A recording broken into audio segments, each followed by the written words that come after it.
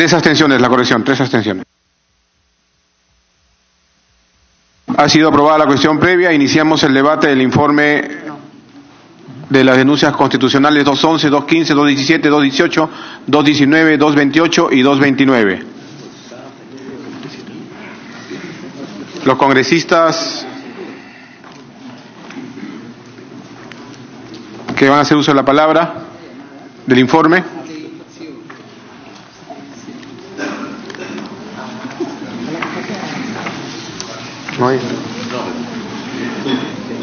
Congresista Rolando Reategui. Sí, presidente. En el caso de juicio político, en lo que respecta al consejero, el ex consejero Orlando Velázquez Benítez, el congresista Pacori, que quiero saludar previamente el informe que él hizo por el trabajo, no se puede agregar una denuncia adicional a ningún imputado que no haya sido establecido las denuncias constitucionales presentadas. Lo que el congresista Pacori haría, si aceptamos, sería denunciar a una persona, lo cual está totalmente prohibido según el artículo 89 del reglamento. En las denuncias constitucionales, tanto incluso del fiscal Pablo Sánchez y del procurador Amado Enco, no existe la tipificación de ninguna denuncia constitucional respecto al señor Orlando Velázquez Benítez.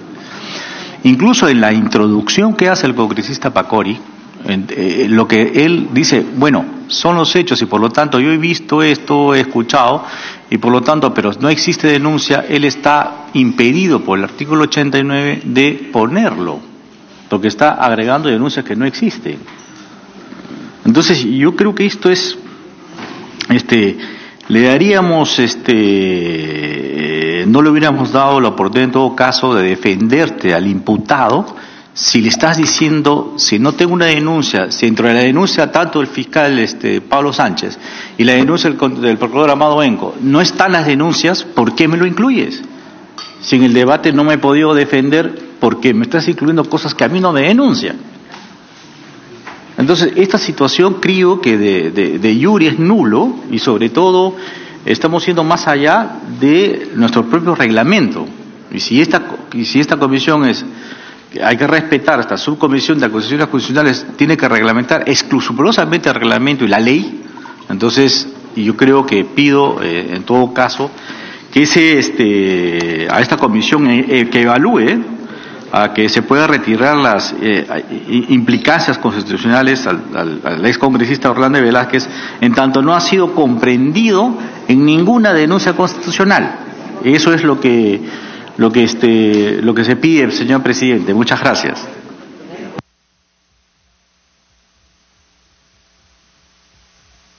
Congresista Horacio Pacori. Señor presidente, frente a lo manifestado y la preocupación que tiene el congresista Rolando Reategui frente al caso del señor Orlando Velázquez Benítez, él sí tiene denuncias constitucionales. Lo que no se ha podido determinar en los hechos es que dentro de las denuncias constitucionales a él no le tipifican la infracción a los artículos de la Constitución. Pero cuando nosotros precisamos la investigación, concluimos de que los hechos que acreditan la tipificación penal involucran también y configuran infracciones constitucionales. Y las consideramos simplemente las infracciones, no es que no tengan denuncias constitucionales, señor presidente. Interrupción, congresista Rolando Reategui. Sí, pero las propias palabras dicen que, si bien es cierto que hay una denuncia constitucional, pero en la denuncia no le tipifican que hay una infracción constitucional.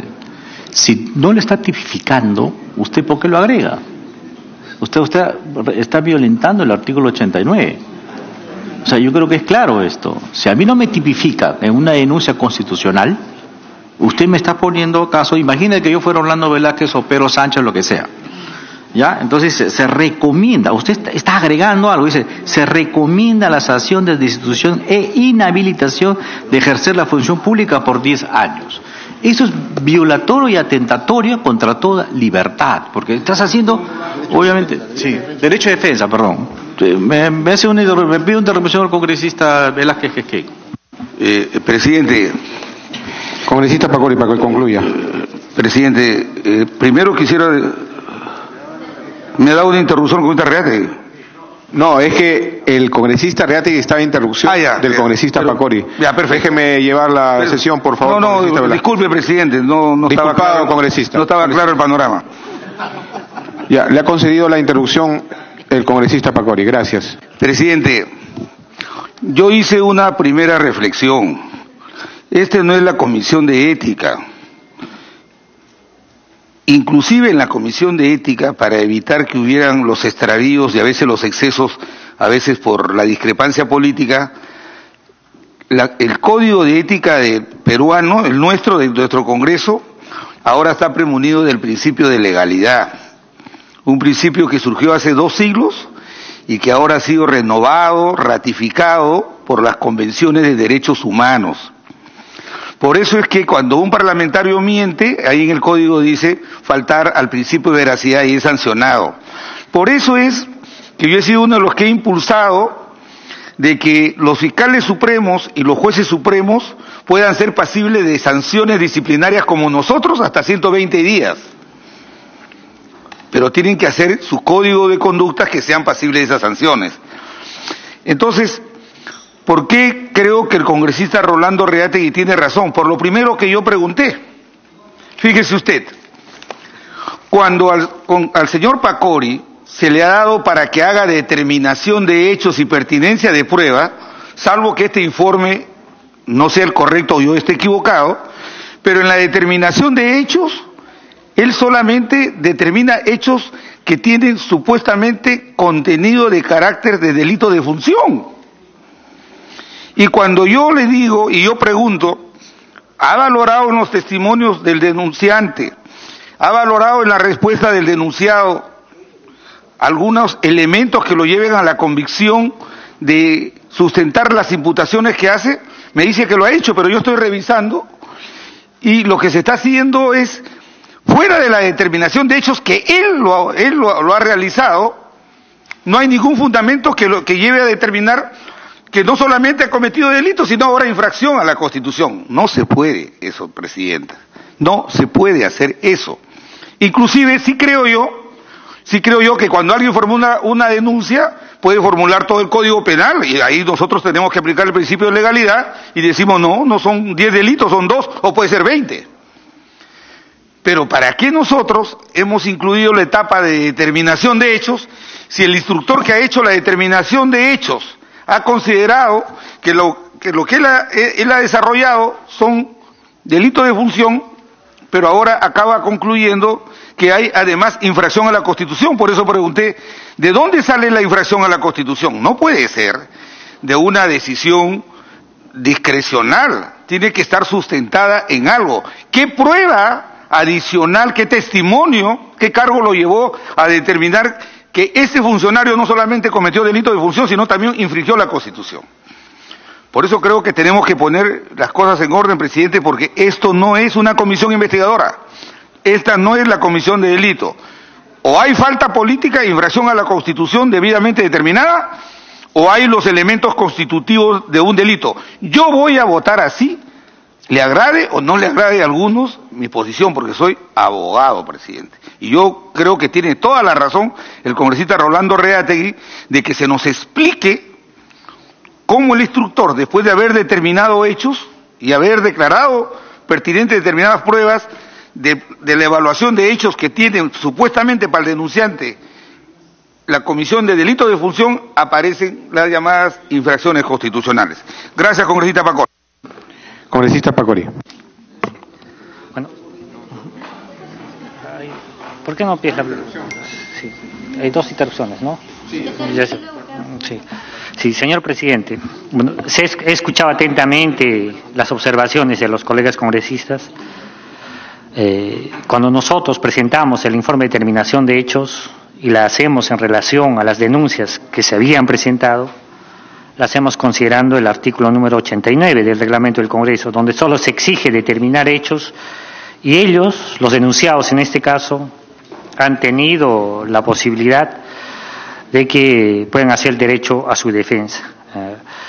Es más, en este caso el denunciado Orlando Velázquez ha presentado un informe en contra de una infracción constitucional que había podido cometer en el artículo número 8, y que esto pues se indica dentro de la acusación. Entonces es en esa medida que nosotros, al momento de hacer la valoración de las pruebas y ver de que se cometen una serie, y retiro la palabra cometen, si no se tipifica la presunción de delitos, determinamos de que también hay la infracción a algunos artículos de la Constitución, y es en ese sentido que los consideramos. Solamente para destacar de que los denunciados, según el artículo 89, y cuando se determinan los hechos, han tenido la posibilidad de hacer la defensa en relación a la determinación de hechos, y es en función de eso que nosotros valoramos este tema, señor presidente.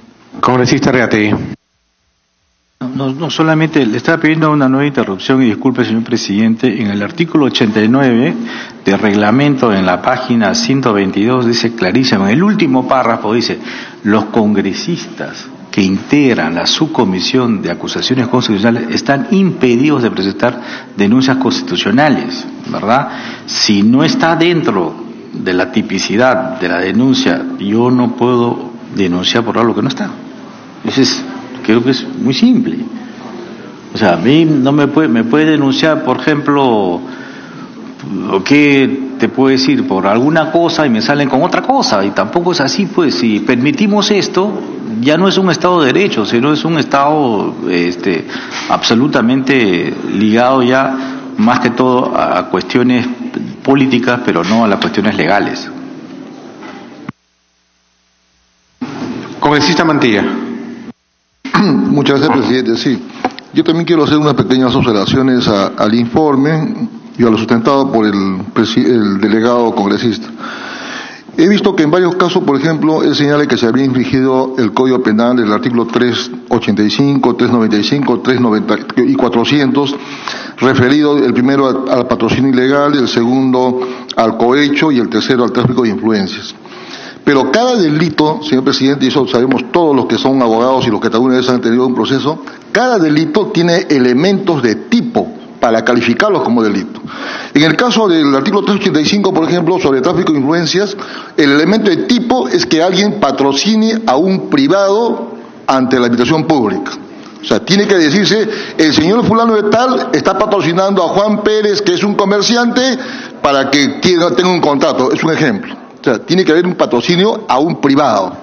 No he escuchado, en el sustento que ha hecho el congresista Pacori, en el caso de fundamentación de patrocinio ilegal, a qué privado se está beneficiando o se quiere beneficiar. En el caso del cohecho, señor presidente, hay otro elemento constitutivo sine qua non, que si no se reúne ese elemento, no hay delito simplemente, que viene a ser el soborno, el donativo o la promesa de darle algo a alguien para conseguir un objetivo. Entonces, tampoco se ha precisado cuál es ese soborno, cuál es el donativo o cuál es el ofrecimiento que ha hecho, en este caso, algún consejero o algún denunciado para que se configure ese delito. O por lo menos haya ese elemento típico para que se configure el delito de cohecho. Y en el caso de tráfico de influencias, otro elemento básico para que exista tráfico de influencias tiene que haber un trámite administrativo o un trámite judicial pendiente, en el cual alguien quiere hacer, pues, obviamente, el tráfico de influencias para que se le favorezca con una resolución.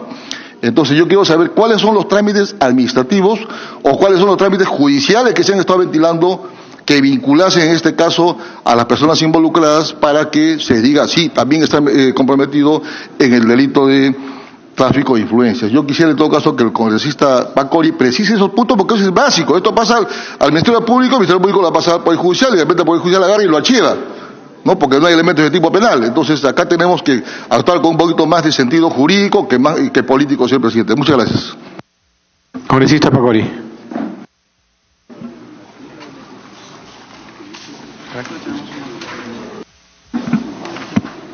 A ver, señor presidente, respecto a las observaciones que nos hace el congresista Mario Mantilla, en relación a que para ver el tema de patrocinio ilegal esta tenga que ser corroborado, de que si es que se ha determinado o no a través de un hecho con un medio probatorio y que al final se garantice de que esto se ha corroborado con un beneficio real.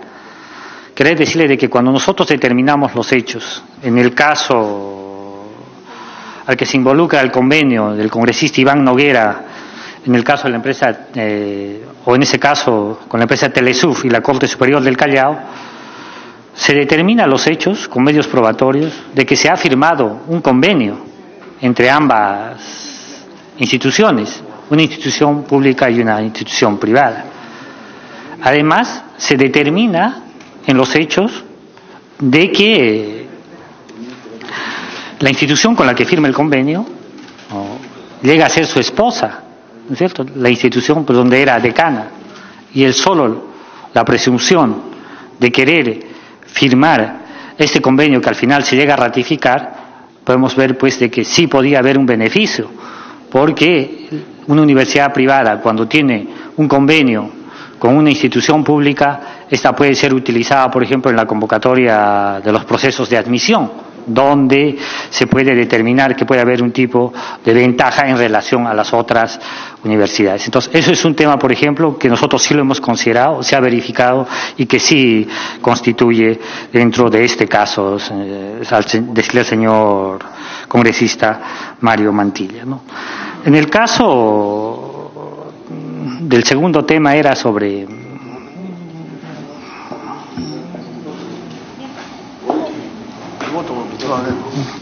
Congresista, ¿concluyó? Se me fue la segunda. Congresista Mantilla. Para que precise cuál es el elemento de tipo que califica, por ejemplo, el patrocinio ilegal, que era patrocinar a un privado ante un organismo público.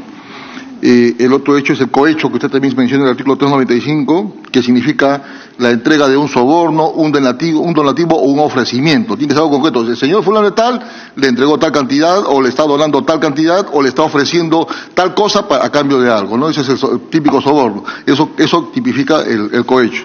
Y en el caso de tráfico de influencias, tendría que haber un trámite administrativo pendiente o un trámite judicial en el cual alguien trafica influencias para ser favorecido a quien le está ofreciendo un servicio. Entonces, quisiera que precise, porque si no se da eso, señor presidente, como le digo, esto pasa al Ministerio Público, el Ministerio Público lo va a trasladar al Poder Judicial y el Poder Judicial lo va a archivar de frente y vamos a quedar mal parados nosotros. Entonces, no quisiera llegar a ese extremo. Congresista Pacori. Frente al tema de cohechos, señor presidente, si nosotros vemos los hechos, podemos determinar, por ejemplo, de que cuando el congresista Guido Aguila hace un proceso de influencia para que puedan, digamos, si le dice que al hacer un proceso de contrato de una persona, influyen para contratarlo, en el caso de la hermana, de la cuñada de Guido Aguila, al final le dice, se ratifica esa influencia con la firma de un contrato. Y la firma de este contrato se puede ver al final, y al final, es más, en uno de los audios lo ratifica, de que con esto estamos incrementando el grupo. Entonces, con este hecho, por ejemplo, sí podemos determinar de que ha habido un tema de cohecho pasivo, y eso lo vinculamos a los audios que hemos presentado. Entonces, si hacemos una revisión detallada del informe sobre cada hecho, sí podemos encontrar la prescripción, la verificación, la corroboración de los hechos con medios probatorios, señor presidente. Congresista César Vázquez.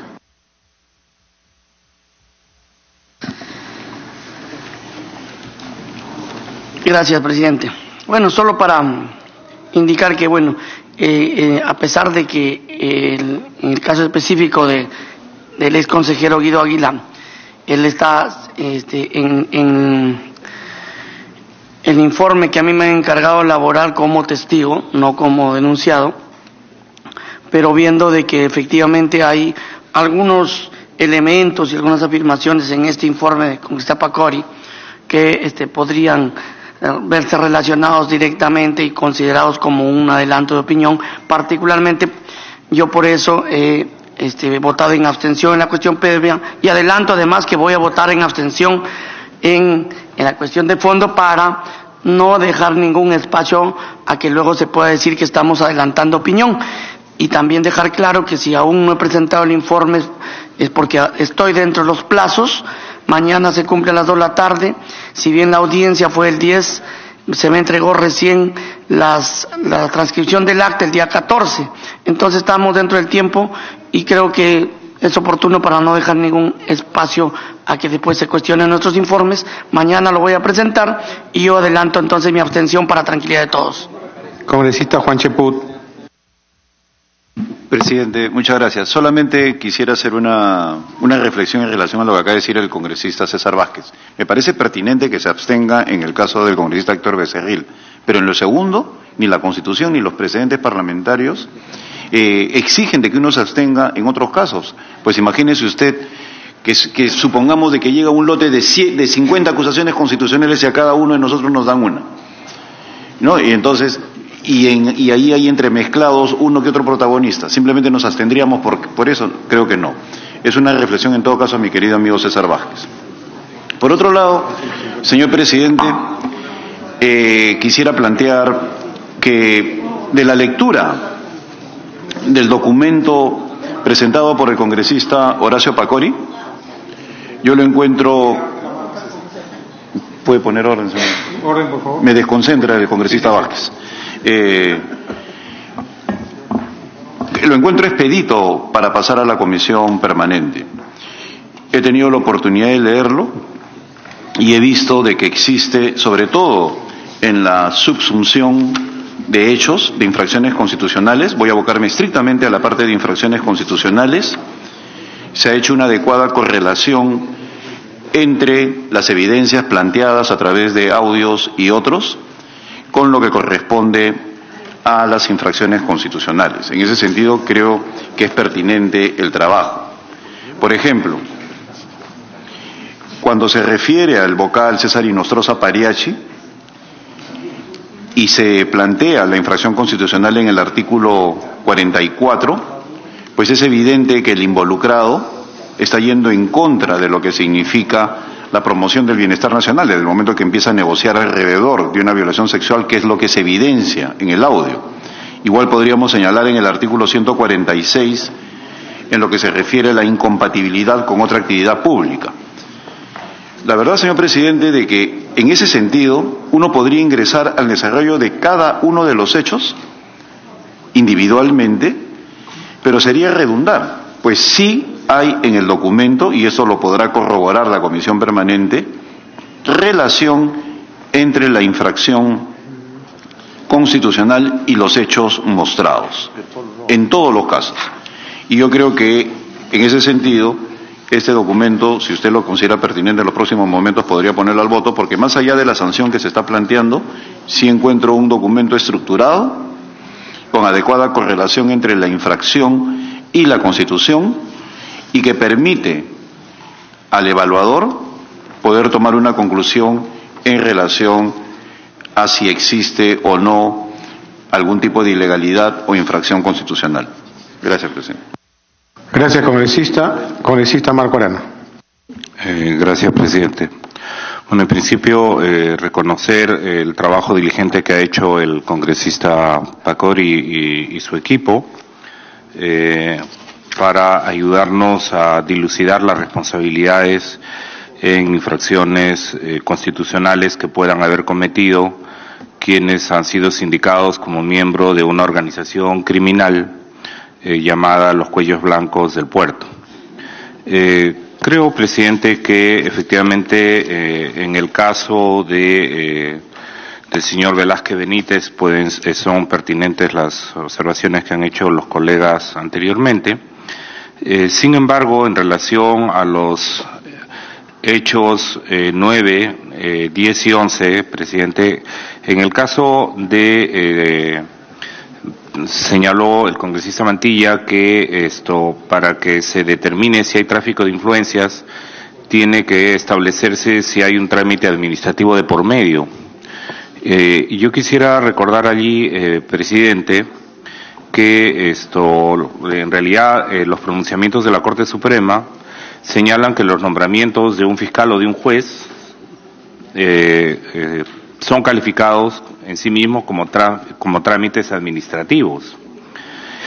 Y en ese sentido, presidente, recordar que lo que el informe tiene que hacer y lo que tiene que hacer esta subcomisión es establecer si en una etapa previa, que no es judicial, que no nos toca establecer la certeza de la comisión del delito, sino la probabilidad de que se haya cometido, y que en todo caso corresponde a la autoridad jurisdiccional establecer la pertinencia y la comisión y las pruebas para señalar delito. A nosotros lo que nos toca es establecer si hay una probabilidad alta, calificada, en el que se haya podido incurrir en delito. Y en el caso del hecho 9, presidente, en el nombramiento del señor Miguel Canahualpa, ¿no? Los elementos que el informe aporta efectivamente no pueden escaparse a la calificación de tráfico de influencias, como en el caso de los hechos 10 y 11 del juez Juan Chan, ¿no? En los que claramente también están establecidos los hechos y las infracciones. Y en el caso del juez Inostroza, ¿no? A quien todas las evidencias además lo muestran como una de las cabezas de no solamente de esta organización criminal, sino además como una suerte de estratega y artífice de un mecanismo mafioso para apoderarse de la propia Corte Suprema, ¿no? Como lo han establecido otros audios. Pero queda acreditado con absoluta claridad en el informe que nos ha presentado el congresista Pacori, es que el juez o el ex juez Inostroza Pariachi, ¿no? Si uno se atiene al artículo 139 de la Constitución, presidente, inciso 2, la independencia en el ejercicio de la función jurisdiccional. Ninguna autoridad puede abocarse a causas pendientes ante el órgano jurisdiccional ni interferir en el ejercicio de sus funciones. Tampoco puede dejar sin efecto resoluciones que han pasado en autoridad de cosa juzgada, ni cortar procedimientos en trámite, ni modificar sentencias, ni retardar su ejecución, ¿no? Y lo que queda establecido claramente en el informe, presidente, es que la conducta del juez Inostroza Pariachi vulnera el principio de buena administración, ya que sostiene conversación irregular en donde queda claro que en el caso de la violación sexual está negociando el tipo de sentencia, ¿no? Y con eso se ha vulnerado el principio de independencia e imparcialidad que un juez debiera tener, más aún si se queda establecido que habían coordinaciones respecto de este caso de violación con diversos otros miembros que están siendo motivo de investigación por la pertenencia a esta mafia o a este grupo de crimen que nos queda claramente establecido y que es motivo de esta acusación constitucional, presidente. Por eso creo que en estos casos claramente, en el 4, Inostroza, 9, Miguel Canahualpa, 10 y 11, Juan Chan, en los últimos casos nos queda claramente establecido el tráfico de influencias y en el caso del señor Inostroza queda claramente establecido el tema de la vulneración del principio de buena administración y el de independencia e imparcialidad, presidente, por lo que debiera aprobarse el informe. Gracias, presidente.